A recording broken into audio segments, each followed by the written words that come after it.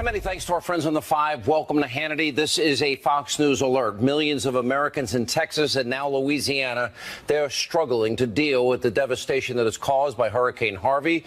And of course, the media, what are they doing? Rushing to politicize a national tragedy in yet another pathetic attempt to bludgeon President Trump politically. You won't believe the latest disgusting examples of what is extreme media bias. Plus, President Trump, he goes directly to you, the American people. He's out pitching his tax reform plan to get jobs and people out of poverty and off food stamps. And also tonight, Congressman Dana Rohrabacher, he met with WikiLeaks founder Julian Assange. He is now saying that Assange has information the president needs to hear. Is it possible there was never any Trump-Russia collusion at all? The congressman will explain. But first, the Destroy Trump media will never let a crisis go to waste. They're now exploiting all the devastation and destruction caused by Harvey to launch yet a new attack against President Trump. That is tonight's very important opening monologue. All right, so while the media politicizes yet another tragedy, President Trump is once again, he's leading the way on this recovery effort, along with the governor and lieutenant governor of Texas and local officials, and offering his full support. Here's what the president said earlier today in Springfield, Missouri. The citizens of Texas and the Gulf Coast need all the prayers, support, and resources our communities have to offer. Recovery will be tough, but I have seen the resilience of the American spirit firsthand all over this country. To the people of Houston and across Texas and Louisiana, we are here with you today. We are with you tomorrow, and we will be with you every single day after to restore, recover, and rebuild. Now, unfortunately, the Destroy Trump media, they won't focus on how hard the president and good politicians in Texas are working for all of these flood victims. Instead, the abusively biased press, they're stealing a page from the Democrats' playbook. And just like Chicago Mayor Rombo Deadfish Emanuel once infamously said, never let a crisis go to waste. He's talking about politics. Right now, millions of Americans are facing carnage and heartbreak caused by what may end up being the most expensive natural disaster in the history of this country. The media, seemingly, they don't care at all. They're using this as an opportunity to go after the president. Now, yesterday, the president, he traveled to Texas. He wanted to survey the damage and offer his full support. But, of course, that's not good enough for the elite left-wing media. Because, by the way, it never is. If he cured cancer, it wouldn't be enough. Now, they still found a way to twist and distort what the president's trip was about. For example, the partisan press, they tried to create a fake news controversy over the First Lady's shoes when she went aboard Marine One. How small, how petulant, how petty, how insignificant is the left in the media in this country when that's all they care about? And they're failing miserably in exposing themselves. Then they took things a step further. They tried to say that President Trump has no empathy for the victims. Now take a look at their new line of attack. We're highlighting all of the examples with our favorite ding sound again. All right, watch this. Today, President Trump visited Texas, but he forgot to bring any empathy with him. So the president used today's hurricane coverage to promote Trump merchandise. It was very striking that he didn't mention the number of people who have died, or even, sort of try to empathize with the fact that people are genuinely suffering. It seems to me it's just concerned about optics. Just concerned about optics, and I want to be. I wish they would be concerned about people. I don't think that he understands the human scale of misery. I don't think that he can connect with the sort of compassion that you normally have when you see a disaster like this. He's always calling attention to himself. He could have shown far more empathy for the people. I would hope he has some empathy. He has trouble talking about things besides himself. Very little in terms of empathy from this president, very little in terms of emotion or talking directly to the people of Texas. This is way beyond petty. This is beyond disgusting, beyond shameful, even for the Destroy Trump media. The president has no empathy for suffering Americans. Really? Now, they clearly were not paying attention to his campaign. Remember, that was based on helping Americans get out of poverty, off of food stamps. In other words, the forgotten men and women in this country that need jobs. And as we've been showing you night in and night out, this is what the media does. They always find a way, even during a tragedy, to go go after the president, try and discredit the president, delegitimize him, the first lady, his family, his advisors, anybody that likes him and is associated with him. It just never fails. And it's why the president took to Twitter this morning to fight back and to put out his truth, which is obviously what people need to see. And he wrote, after witnessing firsthand the horror, the devastation caused by Hurricane Harvey, my heart goes out even more to the great people of Texas. Then he wrote, after reading the false reporting and even ferocious anger in some dying magazines, it does make me wonder why. All I want to do is make America great again. And then later added, Texas, Louisiana, we are with you today. We are with you tomorrow. And we will be with you every single day after to restore, recover, and rebuild. So this week, the line of attack is, oh, the president's heartless. He doesn't care about the victims. And, oh, let's pay attention to the shoes that his wife is wearing, the first lady. And last week it was the president is unfit and unhinged. It never ends. You see, this media's shameless agenda, it just continues to be exposed. I say it's going to all boomerang back against them. They wanted from day one to damage, destroy the president with every chance they get. And if they can't find one, they'll make up a reason, regardless of what he does. And guess what? It's you, the American people. It's you, the American people, that will remain suffering. And guess what? It's not the out of touch, overpaid, lazy, left-wing ideologues that are my so-called colleagues. I'm embarrassed to be associated with them in the media. Now, remember, they were so wrong about the 2016 election. They also don't care about the president's agenda.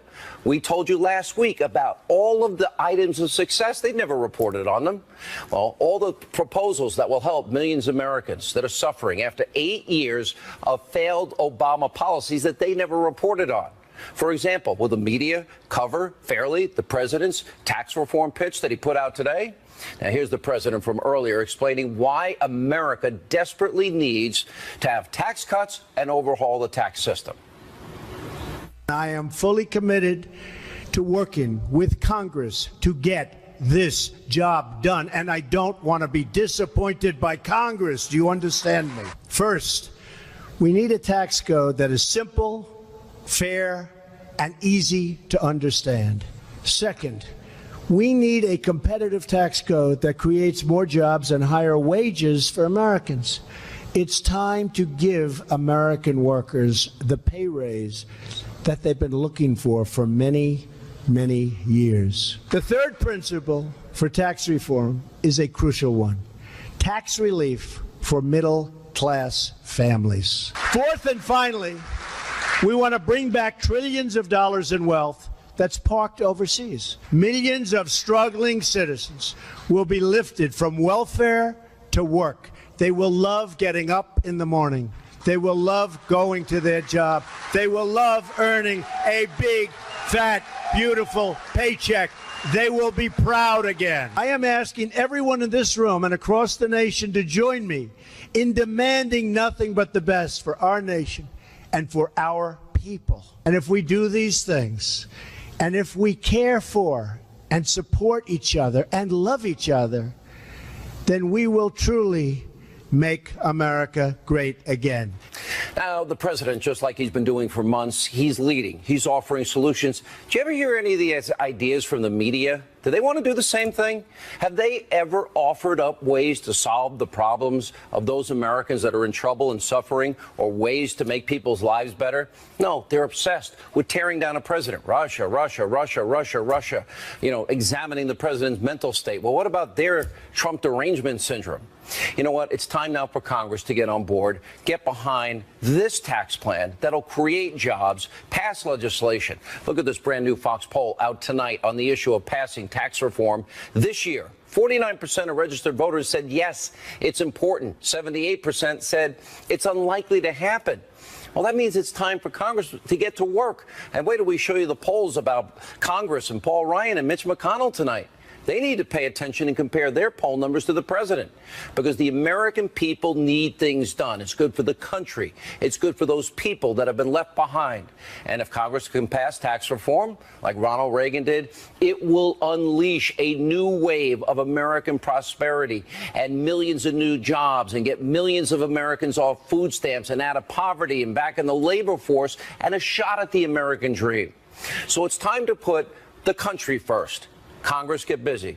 Time now. Joining us now is the counselor to the president, Kellyanne Conway. Kellyanne, welcome aboard. Hi, Sean. By the way, can you please tell the audience what kind of shoes you're wearing tonight? Because they really want to know.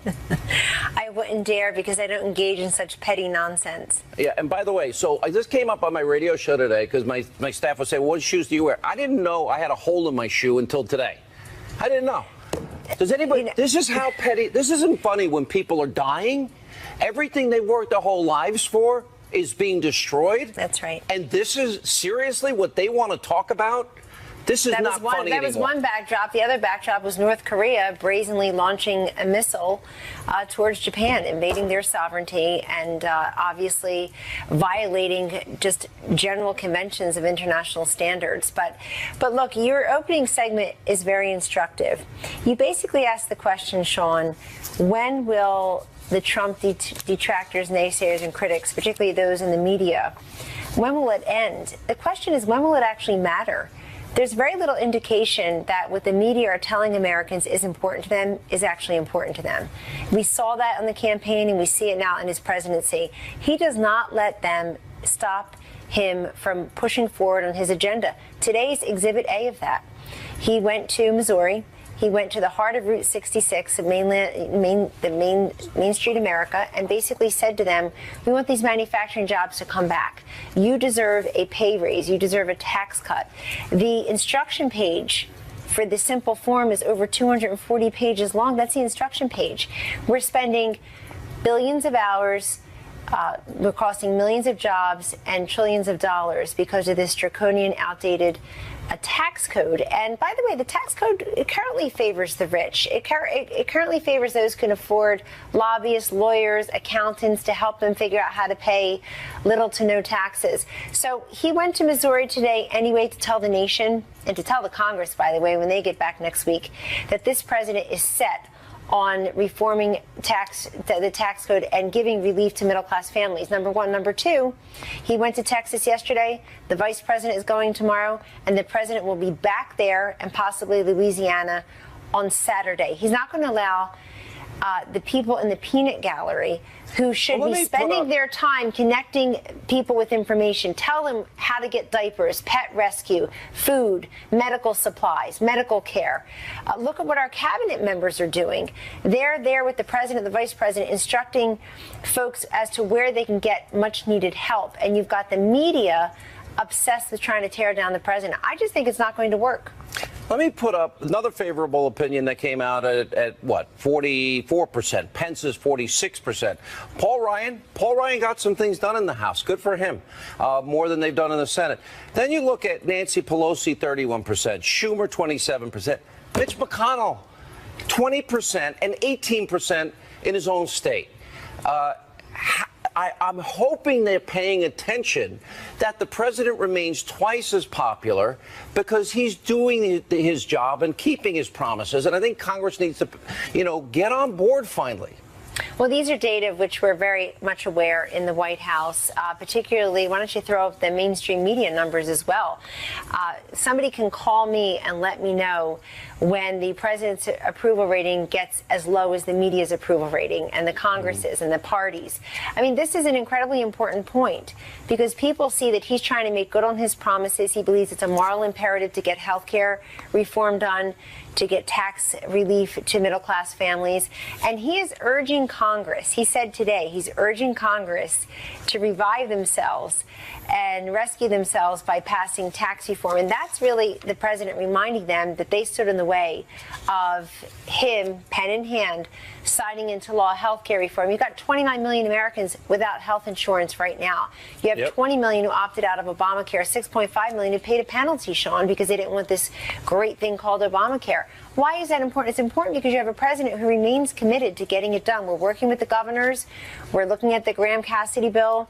We're looking at other alternatives. And so this is a president ready to work with the Congress, but they need to come to the table, too, and get serious. And again, our thoughts and prayers are with everyone affected by Harvey. Recovery and rebuilding will take a very long time. We're acutely aware of that. All right, Kellyanne, maybe next time I'll see you, I have a new pair of shoes, considering the country's so obsessed on the left with shoes. Thank you Just come barefoot, you're right. and then we don't have to talk about it. Unbelievable. All right, thank you so much. Earlier today, I spoke with Texas Senator Ted Cruz. The stories of heroism and the people that I have interviewed and neighbor helping neighbor has been amazing. I've got to give your governor a lot of credit. I got to give your lieutenant governor a lot of credit. The federal response, you got 30,000 National Guard troops going in. Are you confident, and this was a question I asked the governor last night, in the short term, there are people that need food, water, medicine, baby formula, cots, blankets. My friend at My Pillow sent 60,000 pillows over. Are you confident all of these necessities in the short term will be there, and a good enough plan for those people that will be years away from getting back in their homes?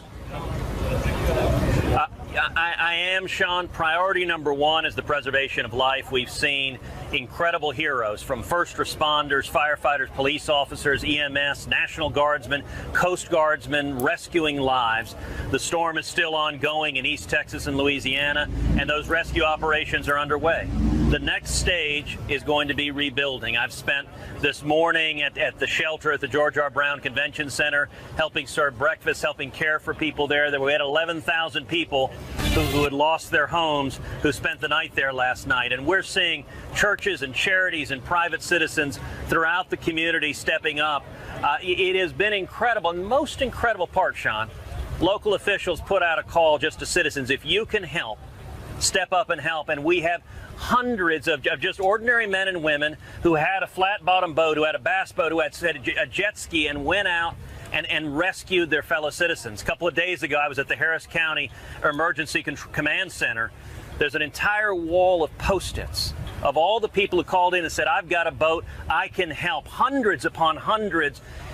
This death toll, as horrifying as it is, we lost one brave Houston police officer. It could have been much, much higher. And the reason it is so many people risk their lives, we're going to have the resources at the state level, at the local level, and the federal level. The president has committed unequivocally to supporting the people of Texas and Congress in a bipartisan way. I've had senators from both parties reaching out to me saying we're going to stand with Texas, and Texas will come through this, and we're going to be stronger, Sean. All right, Senator, and I know my friends at Samaritan's Purse are there. Samaritan's Purse. I know the Red Cross is there. I know churches are all hands on deck.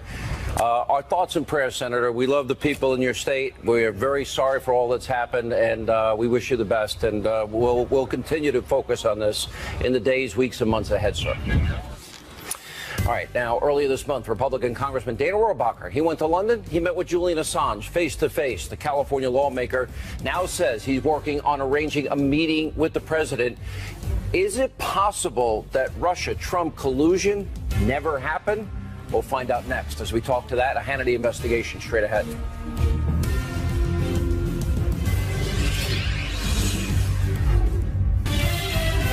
Did Russia give you this information or anybody associated with Russia? Our source is not a state party. So the answer for our interactions is no. You did not get this information about the DNC, John Podesta's emails. Can you tell the American people 1,000% you did not get it from Russia or anybody associated with Russia? We can say, we have said repeatedly over the last 2 months that our source is not the Russian government and it is not a state party. WikiLeaks founder Julian Assange on this program back in January denying Russia had anything to do with giving WikiLeaks the DNC emails during the 2016 election. Earlier this month, Republican Congressman Dana Rohrabacher, California, traveled to London. He met Assange face-to-face, the first congressman to do that. Following the meeting, Rohrabacher predicted that if the American people knew the information that Assange has, and he would be the one guy that knows the truth of where it all came from, they would be outraged over the time that was wasted blaming Russia for this particular hack. And now Congressman Rohrabacher says that a meeting is being arranged between him and the president to discuss what he was told by the WikiLeaks founder. Now, former NSA whistleblower Bill Binney, 34-year veteran, he's also questioning the Russian hacking story. Watch this.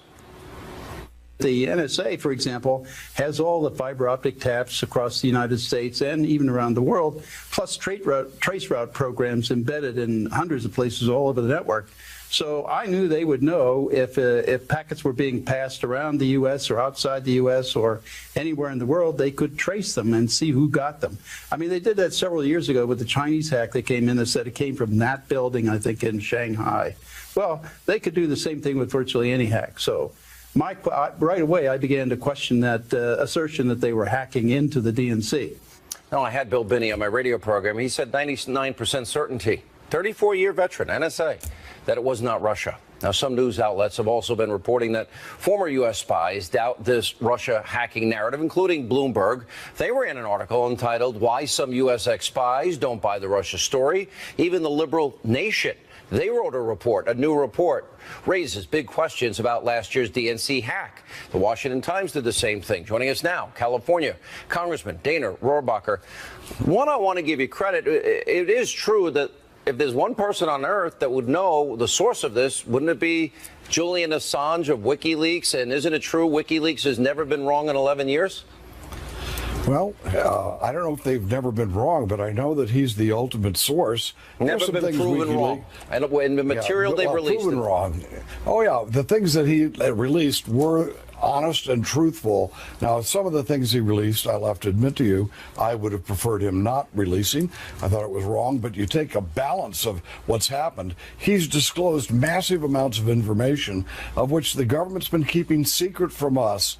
And I think it's a good thing that American people have transparency in their government. One thing, and I've interviewed him 4 times on radio and 1 time on TV, and I asked him numerous times, would you ever release anything that would put people in the field, innocent people, in harm's way?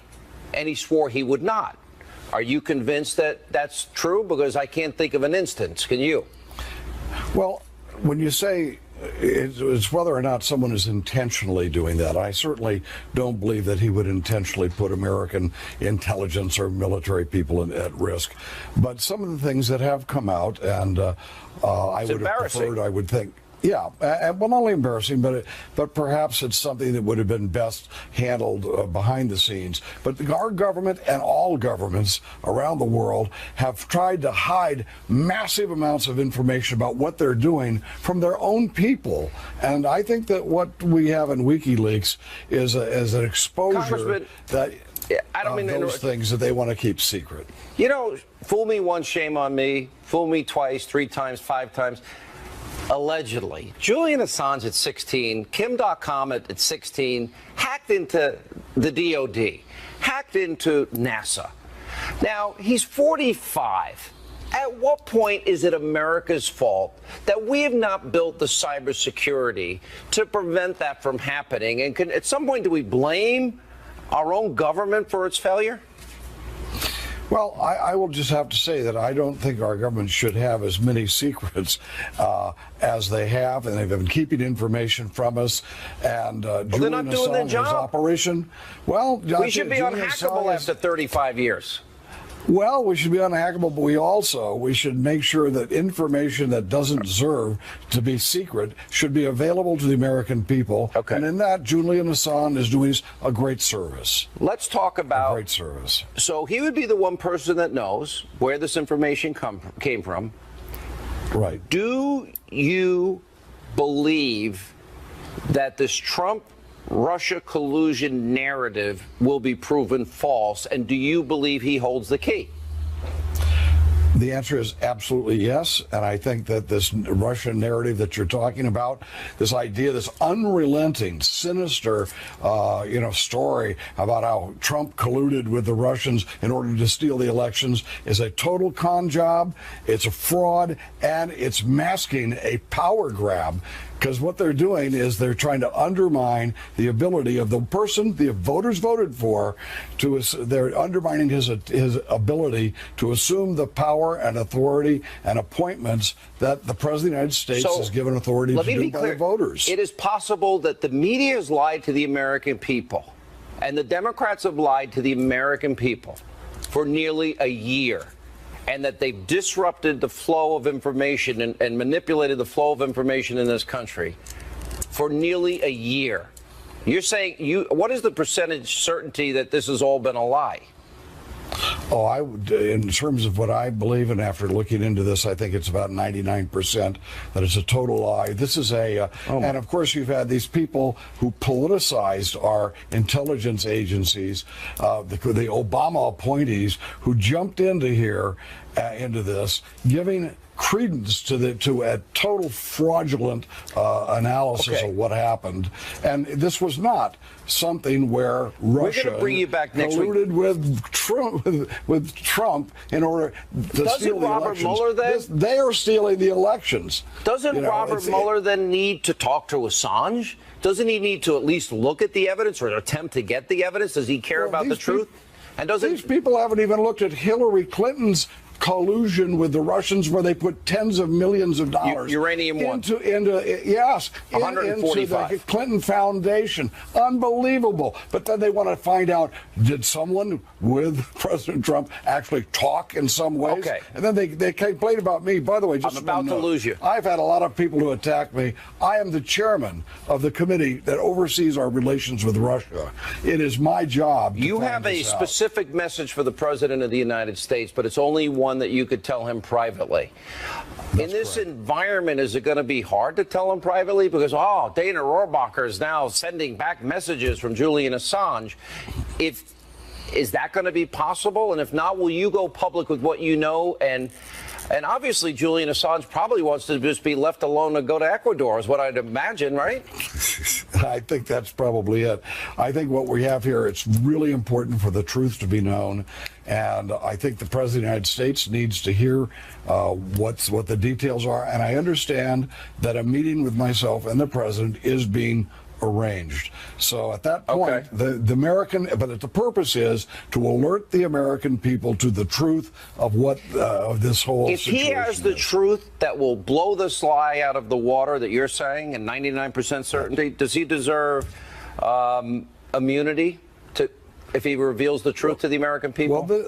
Well, if the truth is revealed to the American people, this is a game changer in this unrelenting hostile attack by the media and this power grab by the left wing. And if he helps thwart that, he deserves a reward. All right, Dana Rohrabacher, we're going to have you back next week. We'll stay on this story. This is a pretty blockbuster. When we come back, Dr. Sebastian Gorka, straight ahead.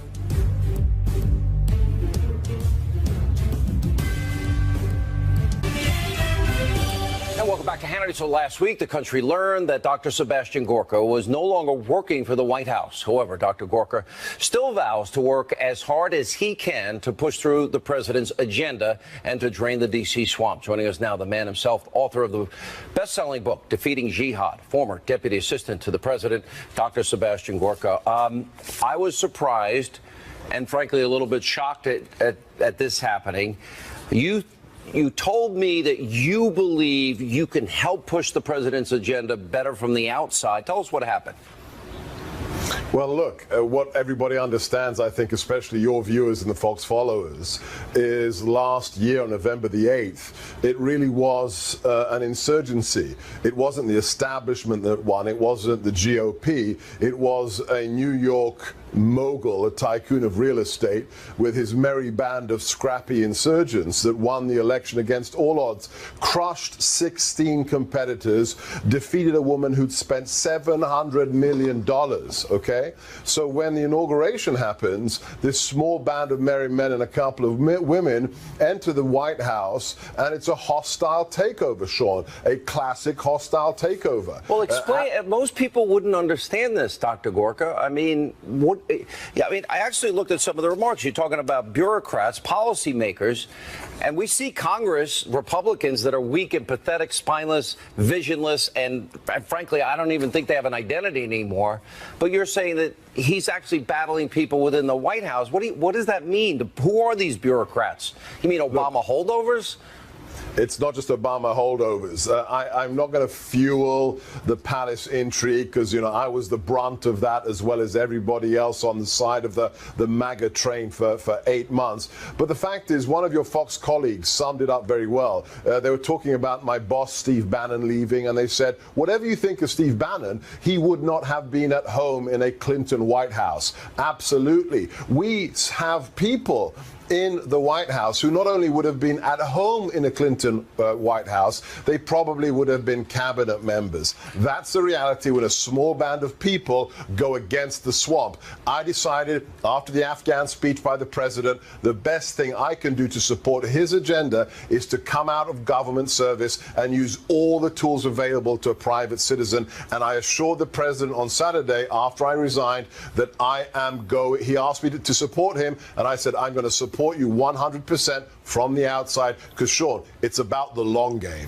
I know you mean that, and I will say this, that I've never seen a president have to deal with a leak a day from within its own government, or conversations with presidents and prime ministers leaked.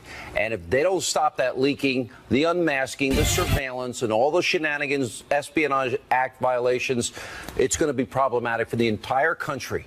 The unmasking is the big story, Steve. Stay tuned. Did you say Steve or Sean? Sean. Stay tuned. Stay tuned. Thank you, Dr. Gorko. And we'll have you on often. Appreciate you being here. When we come back, the FBI dismisses the Freedom of Information Act request for files about the department's investigation into Clinton server scandal. Why? We've got the reason. It'll shock you. Also, brand new Fox News contributor Tomi Lahren, Geraldo Rivera, weigh in straight ahead.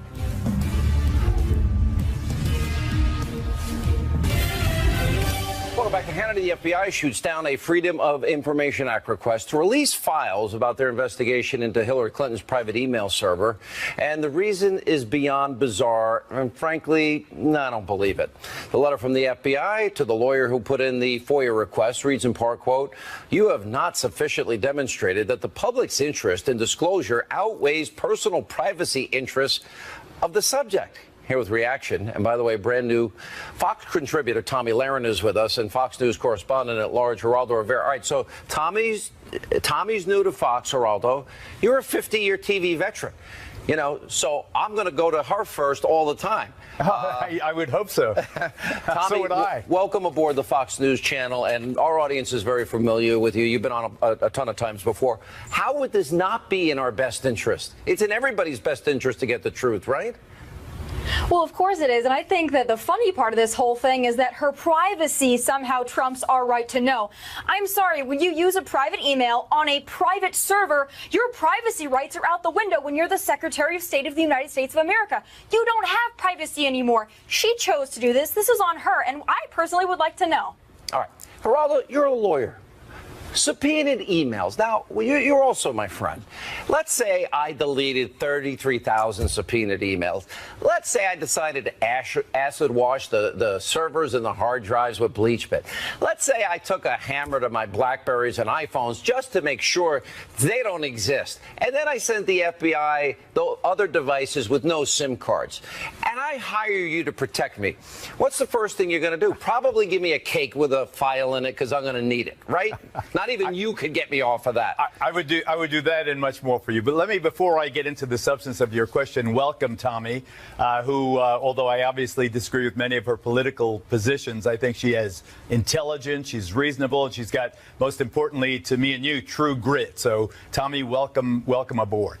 In terms of the substance, though, of her answer and your obvious concerns, Sean, I think that this is a disaster for Republicans to get anywhere near this stuff. It has already destroyed the career of Jason Chaffetz, who led the charge. Trey Gowdy, who was a promising candidate heading for great things, as maybe a senator from South Carolina. I think he's an afterthought. They were made fools of. Enough with Hillary's emails. That's a big yawner. So Geraldo, we should ignore the law. The FBI has already considered you don't believe in equal justice under the law? You want a two-tier justice system. I'd go to jail, and she gets off the hook. And Tomi would go to jail, too.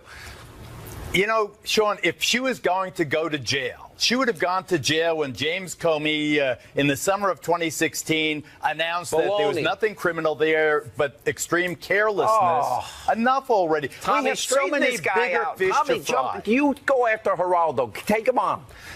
Well, listen, I have some friends that spent a few hours in Benghazi would really like to know what was in those emails, and they really like to know why she deleted them. So to say that the public doesn't have a right to know or that we're not interested, that's a load of crap, number one. Number two, how about we make a deal? How about when the mainstream media stops covering Russia day in and day out, maybe we can drop the Hillary email scandal. But until then, I think I'm going to stay on it.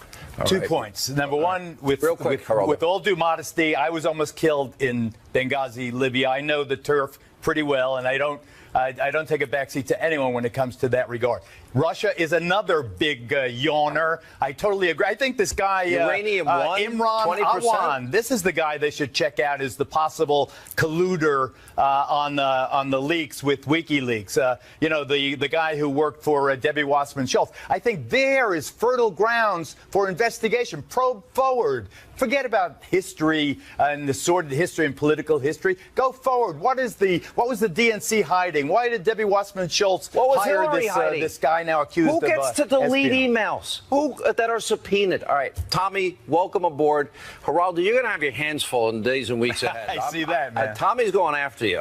My job just got so easy. Good to see you both. Tommy, welcome aboard. Good to have you. And when we come back, the Daily Caller exclusively reporting Debbie Wasserman Schultz, IT aide, who has been indicted by a grand jury, still has an account that is active.